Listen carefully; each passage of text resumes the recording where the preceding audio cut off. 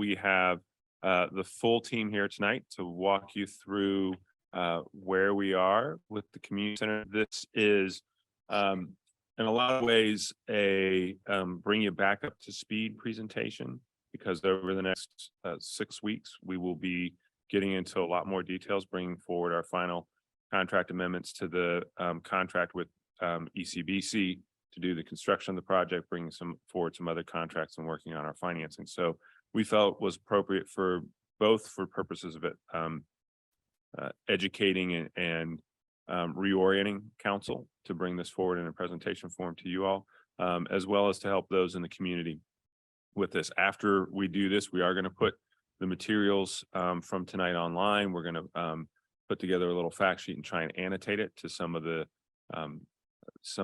presentations from tonight, so that if members of the community have an interest about a particular element of this, they can not only rely on the written word, but they can also then go and see a presentation if they want to hear a little bit more about that. So that's how we're planning on using tonight. I am at this point, to keep us moving along, going to turn it over to Keith Hall, or Keith and Katie from MSA Sport, to walk us through the process and where we are, and then they're going to be walking through the whole. All right, is that on? All right. So just a quick agenda you are going to hear from many of us here this evening. So we are going to go over the process to date, just to kind of, again, benchmark us where we are tonight. We're going to show some updated imagery, talk about the GMP bidding process. We're going to hear from a couple others on the partnership updates as well from the foundation, and then there will be a financial update at the end. So the process, and we've shared this slide a few times now. So this really speaks to the overall design and construction process. And we like to think about it with those little diagrams in the middle at the beginning. We're kind of collecting everything. It seems a little disorganized as we start to gather everything. And as we move through, things become a little bit more organized and collected. So I was thinking about this. We did start this 1.5 years ago with programming. And after that, we went into schematic design and then into design development. And I believe the last time we came in front of you, we were transitioning from design development into the construction document phase. So if you kind of look at this diagram, at those beginning 3 phases is when we are really doing a lot of our research. It's when we're going out and we're talking to a lot of people, we're collecting our design thoughts. It's when we're coming up with a lot of the ideas and starting to gather everything. So that does take a decent amount of time. Once we got into DD, that's when we went through a pretty extensive cost validation, and we had some back and forth with the city and with our CM team coming up with that budget validation approval. And then we moved into what we call construction documents. So we have kind of gone away for a little while. We haven't gone away.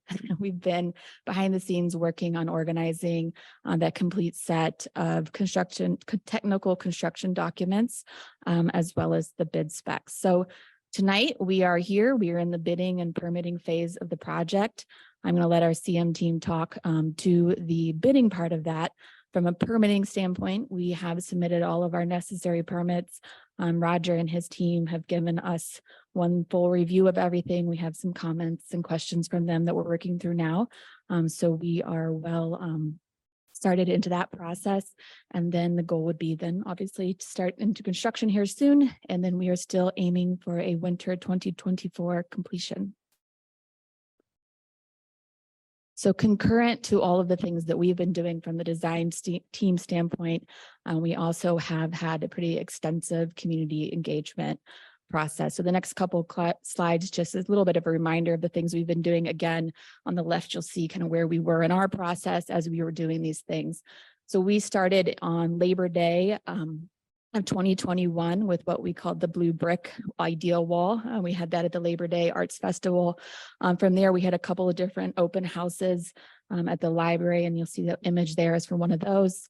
Once we got into the winter of 2021, that's when we were starting to get ourselves into a little bit more of the details.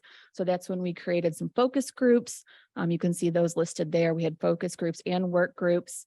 We had multiple sessions with all of those various team members, really kind of drilling into specific components and details of the project.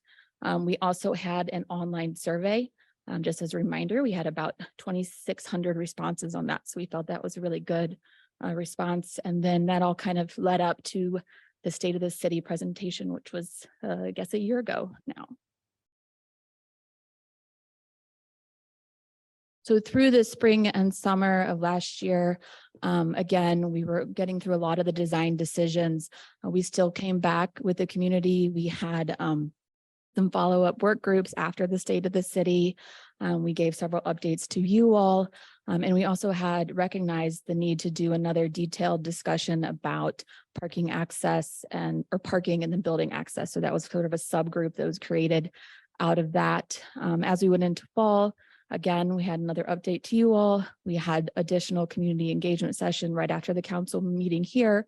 And then we also had a community center operation validation that was done once we had a lot of the details and we're starting to get into the operational components of the community center. And then behind the scenes during all of that, we've kept our project website there, which has continued to be sort of an active focal point through everything.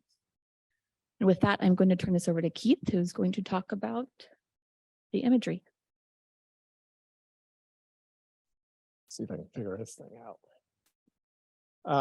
So just because we haven't been in front of you over the last, 6 months or so, doesn't mean that we haven't been, moving forward with the project, as Katie said. We have been moving forward with taking the imagery and the design that we have developed prior to that through a lot of community engagement. This building would not look like this without the extensive amount of community engagement that we've had.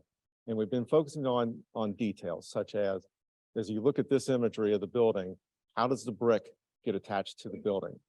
How does the terracotta panels at the top get attached to the building? What are the details with the glazing that you're seeing on the building? And all those are very important as we've gone to the street and started bidding the project, because that's what the folks in the field look to in order to build the building itself. So you all have seen this image before. The massing of the building was really a derivative of a lot of the interior planning and what we wanted to achieve with that. Some of the things that we focused on is allowing a lot of natural light come into the building, taking advantage of the daylighting. And you can see, through all the glazing that we have on the building, the base of the building, bringing it out to engage with Tremont Street.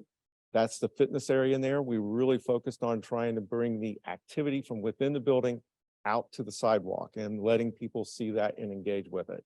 The building is what I would call a contemporary approach to a base, middle, top building. Most buildings have a base, have a middle, and have a top. So our brick base, which is a black brick, and then our middle, which is basically a glazed reveal in the building, and then our top, which is the terracotta panel that we have. Couple things I want to point out on this elevation, the two large expanses of glass that you see on the upper portion, those are the two gyms in the building too.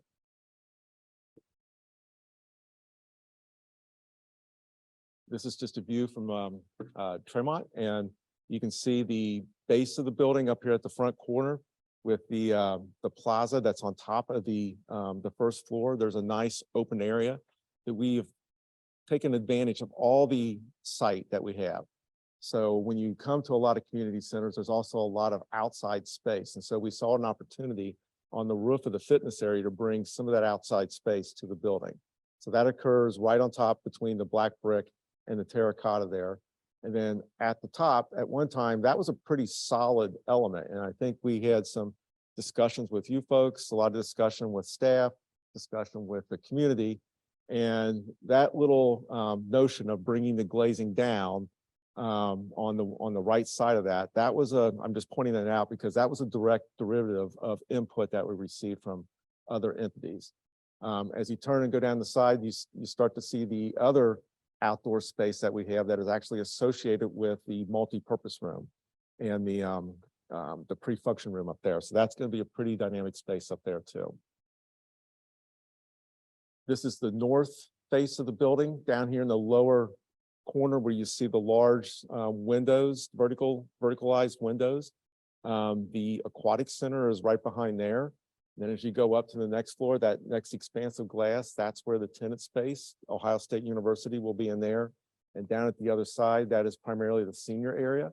And as I mentioned prior to this, the two the things to focus on in this elevation are the two major expanses of glazing on the upper stories.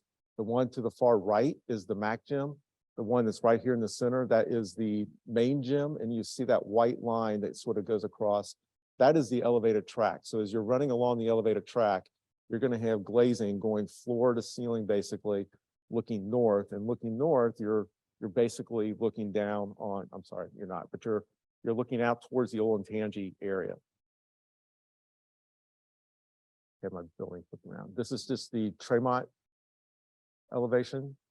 And we've stripped all the graphics. There is signage going on the building, and that will be unveiled at the groundbreaking. So we're pretty excited about how that's been integrated with the architecture too.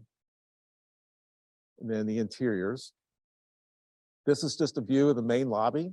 So when you come in, you'll have the check-in gates right up, or the turnstiles right up there to the left is the reception desk.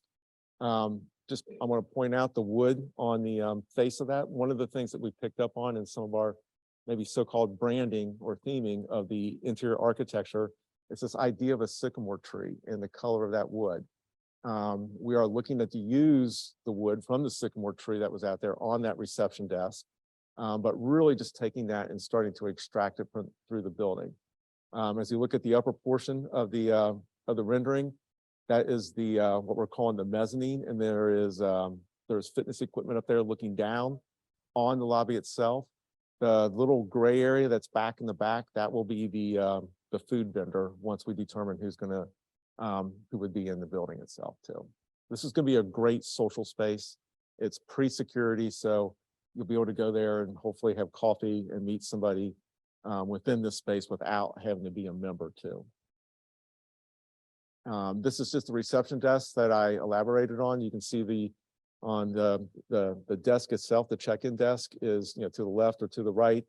That sort of blonde look is the wood from the sycamore tree, and we really have brought wood into this to really just warm up the environment as much as we can. And then this is looking the other way in the lobby. The other view is looking down behind here. As you look in this direction towards the east, there is a child play area there that's going to have a climbing sort of interactive piece to it, and you can continue to look through the glazing there in the back, and you'll start to see the aquatics zone. Double high space, so very much the height of what we have, and so it's a big volume space, very much like the room we're sitting in today. Just a view of the aquatics. This is you're standing down at the one end, and that's zero entry with some play features in it. And as you look towards the back of the rendering, that is a slide back there. And right below that is some lap lanes, as well as some rec pool area just directly to the right of that. Fitness area. This rendering's been out there a while. We are you'll see the mezzanine in the back. As I mentioned before, it is a double high space, so a lot of volume, a lot of TVs spread throughout the space. And we're currently working through finalizing the exact placement and types of equipment we're going to be putting in that room. Child watch area, we're super excited about this. It's a smaller space within the building, but it's going to be a pretty dynamic space. We're currently working through the final graphics on the wall over here next to it, and you can kind of see where the theming that was occurring with the child play area up in the lobby. The idea of a tree has been sort of brought into this space too. So we're continuing to bring that theming in through the child areas. And then this is just a typical floor. We just happened to pick the second floor for this. You'll see a couple things to point out. The wood detailing that we had down in the first level occurs here. And then the idea of a large to let you know when you get off the elevators where you are. And then back in the far corner, that blue line that sort of starts to phase out. That's where we're going to take the blue brick from the old Macy's or Lazarus store. And we've brought that blue brick band, and that will go from all the way from the ground floor all the way up to the building. We're actually going to use the bricks from the building from when it was demolished. Senior area, and you're looking out over towards the terrace, that outdoor area, and that is a multi-use area. We have some turf going out on. We're going to place some turf out there, so there can be some outdoor yoga classes. There's fixed seating out there, some benching, so you get some outdoor social spaces. So it's going to be a really dynamic place area. This is one of the programs room. This is the arts and crafts room. That's the senior area directly behind this. A lot of natural light. The corporate or the boardroom, as we've been calling it, meeting room. This is the MAC gym. So this is a multi-use gym. Has a multi-use floor with it. You'll see in the back right-hand corner, that is a performance training area. So that will have turf as well as performance training elements in it. And then the screen that we put on there was put in there to keep balls and things like that from bouncing in there, so they can be connected to the space and also be protected from the activities in the space. But again, as I hopefully you've heard me say it over and over again, the idea of natural light and bringing daylight into the building, and then when you're in the building, engaging with the outside, so you never feel like you're in a dark or enclosed spaces. Many times when you get into these large types of facilities with gyms and things of that nature, you sort of go in and you're in your dungeon until you come out. And then the gym on the upper floor, this is going to be truly a dynamic space. I mentioned the track that goes around in front of the glass. So the track goes around all four sides, looks down on the gym floor below. 2-court gym. And then the multi-use space that's on the upper floor. I mentioned in the background of this rendering is the outdoor space. This is the side that when you go out, you will be able to look, downtown and see onto campus. So a very dynamic view. And then the interior space, this is being set up as more like a co-hatch space. So you can go there and socialize and plug in and connect and have meetings and so forth outside of the multi-use rooms. And then this is just another view. The outdoor area is to the back of the rendering on the right. And then this is one of the multi-purpose rooms on the other side of the wall. So a lot of natural light coming in there too. And in cases like this, where this is somebody may want to come in the middle of the day for a presentation, we do have automatic blinds on the windows so that those additional functions can occur. But also there may be yoga classes, there may be other programs going on in these multi-purpose rooms. So they're set up to really to support a wide variety of programming. And that's why we did want to bring the natural light into them. And then overall, the finishes, hopefully, as you saw going through the renderings, we've really picked up on this idea of exposing the construction of the building. So there's going to be a lot of exposed construction in the ceiling. The structure is a concrete structure. So we've really embraced that. We're not like a concrete column that will be built here, hopefully in the next 6 months, will be exposed in the building. So you'll know when you walk in the building what this building was constructed of. You'll see existing, exposed ductwork and everything. Some areas are finished a little bit more. The multi-purpose room, we have ceilings in there and those sort of things to kind of help soften those types of areas. But as you look at the finished concept, again, I mentioned the warmth of the wood. The green color is not just by accident. That's part of the branding exercise that we've gone through with the project. That's part of the Parks and Rec element. So that's been intentional. The gray tones and fitting in with the concrete and everything. So very, very organic, warm approach to the interiors of the building and the feel of it. So with that, I'll turn it over to Adam. Okay, I don't have as many pictures, but hopefully I'll keep it as exciting of a conversation here for everybody. So first slide, basically just explaining what a GMP or guaranteed maximum price. Hey, Adam, is. why don't you introduce yourself first? Am I muted? No, introduce yourself. Oh, my name is Adam Muth. I'm the project manager with the Elford Continental team. So I'll be on site 100% of the time once construction kicks off. So back to the GMP conversation. So this is literally just a copy and paste from dictionary.com. Kind of gives you a really good explanation of what a GMP is, but very much so similarly to a kind of you know, like a T&M style contract, a guaranteed maximum price contract. We are compensated for actual costs accrued throughout the course of construction, plus a fixed fee that was agreed to upfront. The contractor is responsible for any cost overruns that are greater than the GMP agreement, unless that GMP has been increased by formal change orders. But the biggest benefit of the GMP for the ownership team is that any unused dollars throughout the construction process is refunded to that ownership group at the end of the job. So that is pretty much the quick and skinny of what a GMP is.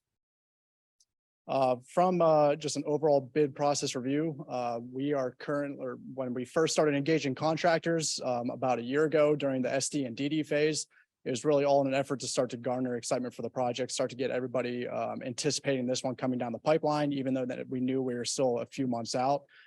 So that started back about a year ago, like I said.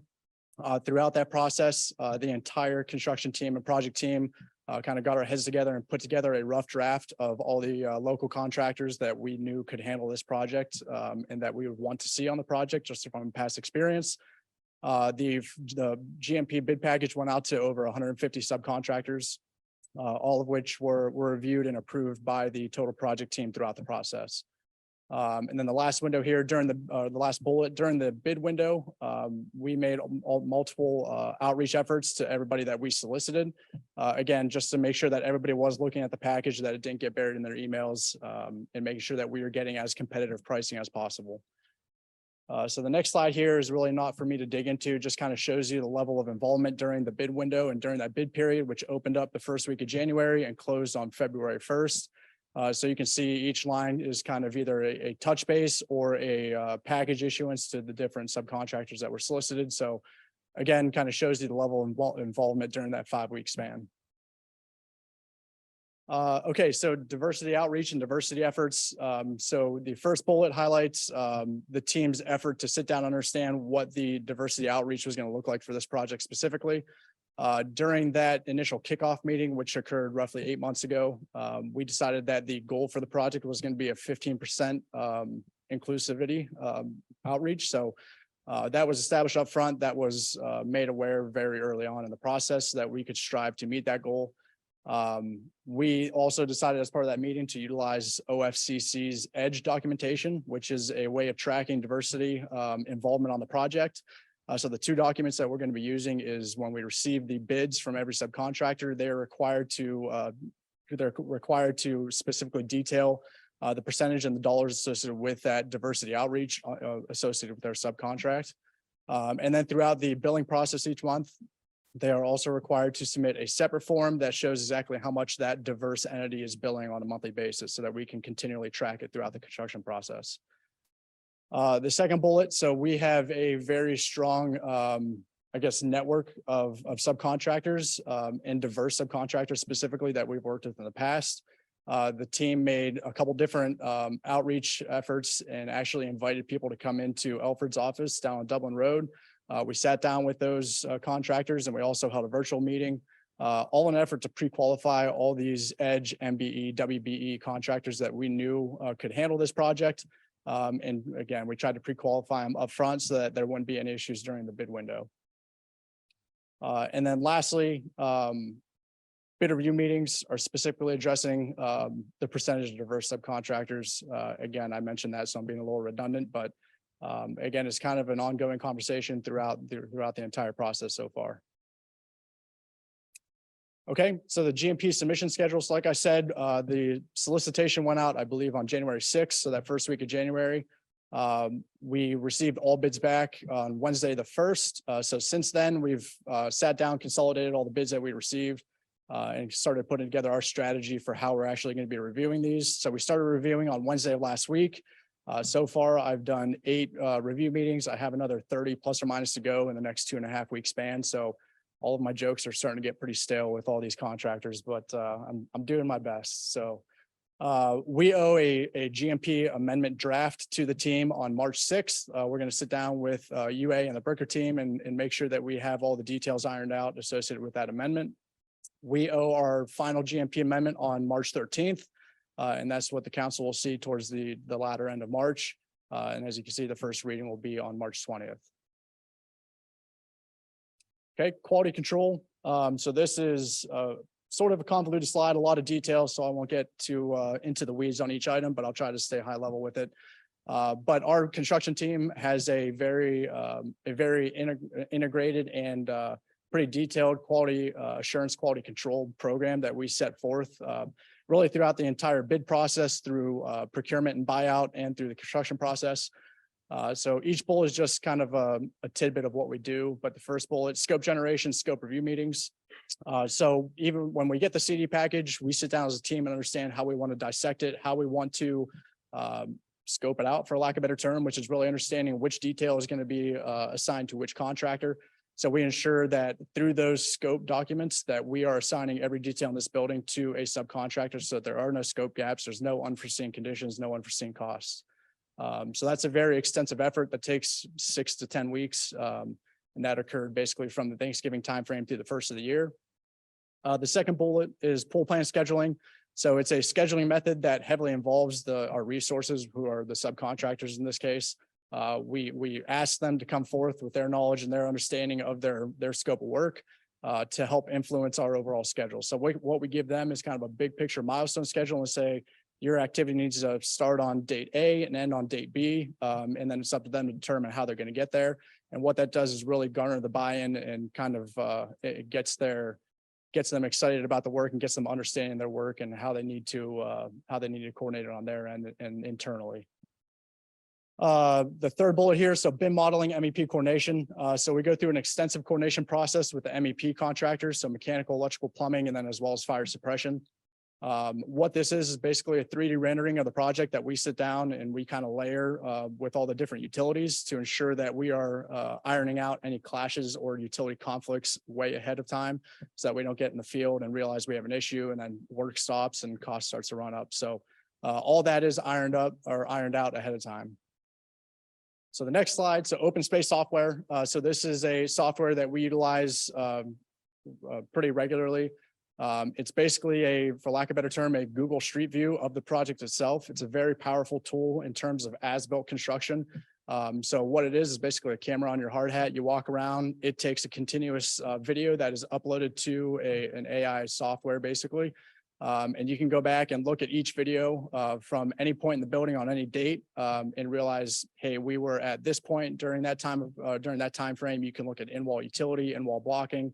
Again, anything that gets covered up, it's a very valuable resource to go back and understand what's in that wall or in that ceiling condition. So we will be using that software on this project. Third-party inspections. So the third-party inspection agency is contracted directly with Upper Arlington. It's their responsibility to come out and review fire-rated details, structural details, ensure that they are constructed per plan and spec. Commissioning agent review and inspections is an agency that is hired by MSA in this case.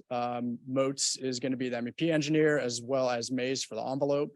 And they're, again, very similar to the third-party inspection, just ensuring that everything is built per plan and spec. So there's multiple inspections, multiple layers of inspections, just to kind of, ensure that we are building per plan and spec and nothing is varying.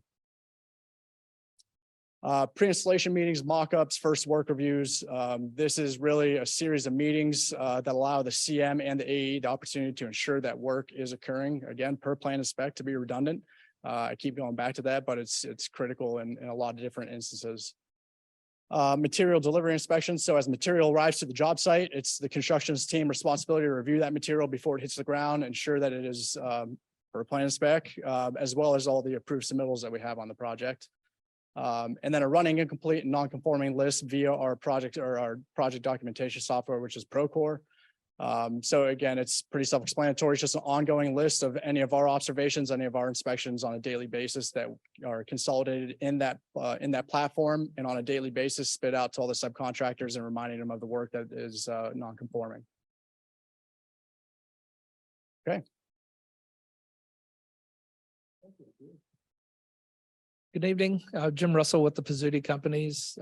Just once again, want to thank you all for the opportunity that you've entrusted in this whole team. This is a great project and we're so happy with the way the teams have come together because this has been a complicated building, as you know, and a lot of complicated questions that we've had to deal with. So it's been a great honor. We're really happy that we're really getting close now. So I'm going to close the gap a little bit, talk a little bit more about our discussions with OSU, and then again outline some of the process and the role we'll be playing to help you control costs and this team control costs so we can deliver this great project. And then once again, kind of revisit what's going to be coming forward to you in the future. If you recall, we had selected Ohio State Wexner Medical Center as your wellness partner. That was a competitive solicitation went through. We were able to work through some early negotiations that led to the signing of a letter of intent with OSU. Since that time, we've been working collectively as a team to control the cost, do what we can to make sure this is a great, efficient building that meets the program requirements, but also kind of meet your budget. And so in that same time frame, we've kept OSU abreast of what's been going on to make sure we can adequately meet their needs throughout the building. We have now re-engaged OSU now that we have good pricing and we've completed the construction drawings. We've re-engaged them to really focus on a few things. One, and we've been successful working with them on understanding a term in real estate, the BOMA factor, how much square footage they actually will be leasing because they get a portion of the prorated cost of the rest of the building, lobby area, and some of those spaces that would get added to their rent. So we've been working on that with them and really to understand some of their procurement process moving forward. We are starting to initiate new design and advancing those designs with OSU and has presented them an updated base lease requirement. So they are reviewing that now and hopefully we'll be able to continue those discussions and sooner rather than later bring back a lease to this body. A couple of the things that we've been focusing on with OSU and will continue to do so is really to make sure how they will utilize the space. Remember early on, we had discussed OSU and then also the potential for Children's Hospital being a tenant as well. Right now, we really are focusing on OSU, working on all of the spaces. And if there's an opportunity that not only meets their program, that where another partner may come in, that would be a sublease or subtenant of theirs. But it's important in the evolution of the building and the spaces and how they have lined up that we believe OSU is really the best to take most of the space. So that's really what we're advancing with them at this point. And then we'll continue to keep you up to date as we're moving through those discussions. A couple of the next steps. I think I skipped. Wait, let me get back. I'm sorry. Did we lose a slide here, Jeff? Okay. So coming ahead, we had mentioned earlier that next step for you will be on March 6th, and we'll be introducing the authorizing legislation that will really outline the contractual terms of the GMP. So you'll be able to review those elements. While we're finalizing the GMP pricing, there's the bid scoping, and then that will be presented as part of the first reading on March 20th. And then your second and final reading, hopefully it will be on March 27th. At that point, you'll be presented with a GMP amendment that will be fully negotiated and all the blanks filled in for the contract amounts. And then you'll also be presented soon after with another piece of legislation which will authorize your builder's risk insurance. And that's just your policy on the building and construction materials. That's been done in consultation with your underwriter. So that'll be presented to you as protection on the site and building through construction. And then the individual quality assurance testing will also be coming before you. Those were all publicly procured using your procurement process and been selected based on their qualifications, and they will come in and be directed as each of the phases of work requires. A couple of things in the role that we'll be playing throughout the construction, while there's a lot of work that we'll be doing as an extension of your staff. Making sure, I guess, one of the first things we want to do is to help remove obstacles from the team to make sure that they're able to move through it as efficiently as they can, because as efficient as they can get really means savings to you. So we'll be working alongside doing some of the bid scoping, working with Elford Continental on reviewing those processes to make sure that everything is complete as part of the development of the GMP. Ongoing, we'll be reviewing all of the pay applications for review for completeness, to make sure all the paperwork in, all the tracking documents are turned in, and then we'll make recommendations on the action and the payment of those invoices. And then also, we really work hard on helping to manage the change order process. So we'll be reviewing all of the change order requests for accuracy, completion, necessary, the necessary necessity of them, sorry. And then also tracking and assigning codes. So we always want to make sure that if there's a change order coming in, to identify the cause and purpose. Was it an errors and omission? Was it a owner directed change, or was it a field condition that identified? And we do that throughout the process from the beginning, so no one has to remember what a condition might have been that led to approval. And that's the same with field work orders. So a lot of effort on the cost control side, and again, being an extension of your eyes and ears on the job site. Just to kind of remind everybody about the project contingencies. If you remember early on, as you've been working through this process, we have a number of contingencies that are built into the project. We have started out with design contingencies, which was a contingency number that was there to help cover items where the design may have not been complete yet.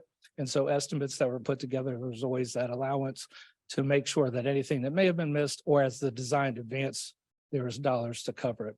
So you had those design contingencies. At this point, because we have completed construction documents, those design contingencies find their way into the budget. Now the design's complete, they've been allocated and directed where they need to be. So those are now going to be found in the GMP budget that you'll be presented. Likewise, we had also construction contingencies that is by contract held by the contractor. That is built in, that will stay in through the process. That's by contract 1.25% of the construction. And that is to be directed and used for, again, some of those unforeseen circumstances, changes, modifications, or needs that is under the control of the owner, directs those changes as necessary, and any savings of that comes back to the city as part of that process. The other contingency we are carrying is escalation contingency. We expect likewise to the design contingencies that will now find itself into the budget. So when the prices and everything is sorted out, hopefully that is covered as part of that contingency. So it basically moves itself back into the budget. And then finally, you have your project contingencies that again, right now are 3% of the project of the construction budget, and that'll be lodged and held for you to control and release as necessary again. One of the things to be thinking about, we know we have several ad alternates to the project. So we hope that the ad alternates are able to be selected with bid savings. But if not, as we're scoping through and design decisions are made, you may choose to allocate some of those contingencies dollars to select some of those ad alternates.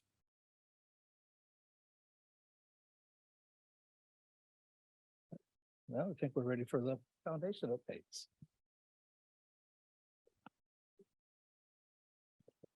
Hi, everyone. I'm Jessica Grise. I'm with the Upper Arlington Community Foundation, and I have the fun part of tonight. I get to share where we are in the process of fundraising for the private funding portion of this. But for those of you tuning in who don't know about the foundation, just a little bit of background. The Upper Arlington Community Foundation was established in 2007 because some community members here in UA wanted so badly to see a community center. And in 2007, that didn't happen. So instead, they created a foundation that's been doing really great work since. Since then, the foundation has done a really good job about connecting community member interests to community needs. And so since 2007, we have granted $3 million back to the community of Upper Arlington. We have done anything from granting grants for dare trucks, beautification in this community, and helping our UA neighbors in need. And some capital projects that we've been involved with in the past include the Emelita Marullo Barn and the Veterans Plaza on the Maui. The community center will be our largest collaboration yet, which is super exciting. And we have a community center capital campaign that was put together for some great community members, and they're tasked with raising $8 million for this project. We are the foundation, a 501c3, that's the nonprofit that receives all the donations for this $8 million campaign. And we are very close to goal. So we are about 7.8 million to goal, including verbal commitments. And we have 100% participation from council, so thank you so much. A couple updates where I'm really proud to report where we are so far is this has been the campaign for everyone. Not all capital projects are the campaign for everyone. It's usually major gifts, but we have seen in this 7.8 million gifts from more than 530 community donors, gifts ranging in $25 to 2 million, gifts ranging from donors in their 20s to seniors. So truly everyone has been involved in this community-wide fundraiser. We had a match on the table for $250,000 that helped match gifts of $5,000 and below. And that helped amplify 400 gifts from the community. So that's a lot. Our average gift here, without taking out a couple of our outliers, is $8,000, and the mean gift is $250. On the screen here, you see a couple activities of how we're fundraising. It's truly kind of a grassroots campaign. So we started promoting this. You'll see in the 4th of July parade, we had some promotion here with a QR code raising funds. We sold those blue bricks from the original building from $50 for 1 or 3 for 100. We've had anything from lemonade sales to a community mosaic, which you'll see in a little bit, some promotion in our Upper Arlington utility bills, posters around town. We've had advertising in local magazines, basketball programs. So the community has been out there. The foundation has been really trying to promote this with the help of our campaign committee. The next slide, we have a mosaic, which is our latest fundraising effort. So again, we mentioned before, smaller dollar gifts were $50 or 100 for those bricks. Around the holidays, though, we launched this mosaic so that the community can not only be part of this campaign, but they can truly see themselves in the community center. So this mosaic will be made up of up to 1,000 pictures from the community. And we're seeing pictures come in from individuals, from families, from teams, really to have their picture here in the community center so they can be seen and feel like they're part of this community center forever. So this mosaic will be unveiled to the community in spring. Fundraising for this will last through groundbreaking. And to be included in this is $250. We have a lot of donor recognition throughout the building, including a donor wall that we're working on. But we're really excited about this, and it's been a lot of fun. The role of the foundation as we move forward, we are getting very close to $8 million, but the foundation won't be done. We're not going anywhere. And as I started in this presentation to say is that the foundation's role is connecting community members to community needs, and there will be needs in this community center, including programming. So the foundation will continue to be a partner, but we're grateful for this opportunity, and thanks so much to the city. A lot of these marketing pieces you're seeing on the slide before and now are partnerships with the city, so thanks for that. But this has been a lot of fun, and we're really proud of the community, but thanks so much for the opportunity. We are very close to the 8 million and look forward to keeping you posted.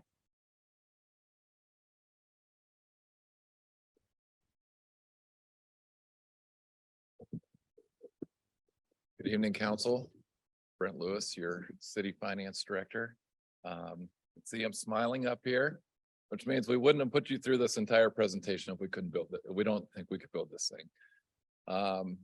Really, I have little update since the last time I was up here, and heck, almost a year ago. Total project budget still sitting around $85 million.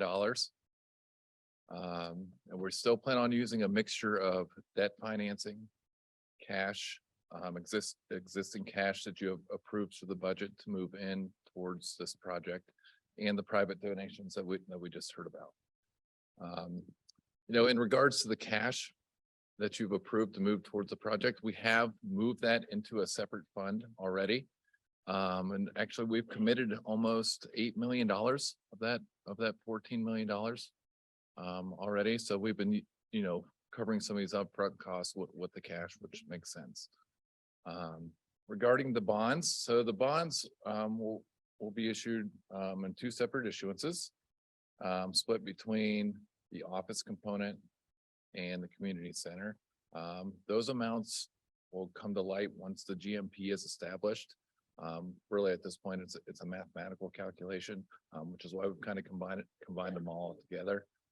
But the timeline for the bonds and really to look at how the bonds are going to be paid, that hasn't changed either. the same revenues, those same revenue sources are going to be used. TIF revenues from the site, existing TIF revenues around the city, hotel tax revenues, income tax. We've been talking about this for years and years. It really hasn't changed at all. The only thing that has changed is we probably now have a little bit more flexibility. As you heard me say, probably the last time I was standing up here, we have a rather large general fund balance. We're sitting at almost $18 million over our required reserve at the end of last year. So that's going to give us a little bit of increased flexibility with whatever you decide to do that. It may be additional parking, it may be paying down the debt. There's all kinds of options that we'll continue to discuss as we get ready to finance this project. The bond schedule essentially moving along at the same pace as the GMP. We're scheduled to go for bond ratings here in early March and released mid-March. And then we're planning on going to sell bonds a couple days after your scheduled approval date of the GMP, the 29th of March. If something changes, we are flexible in that schedule as well. But in order to commit ourselves to some of these larger contracts, we have to have the funds in motion, which is why the deadline is so tight, and we're scheduled to go right after the approval of the GMP. With that, just to point out on this chart, you see the X1 and the X2. You may be thinking what that is. Really what that is just where those revenues are first allocated. You can kind of think about our funding stream as kind of a waterfall. So, for example, the Kingsdale TIF revenues first allocated towards the Kingsdale parking garage debt that we just issued a couple months ago. Any excess revenues are going to go towards the community center. Same with the office lease. The office lease revenues are expected to fully cover the amount of debt we're going to issue for the office component of this building. And it's also expected to generate excess revenues to go towards the community center as well. So that's kind of what those mean up there.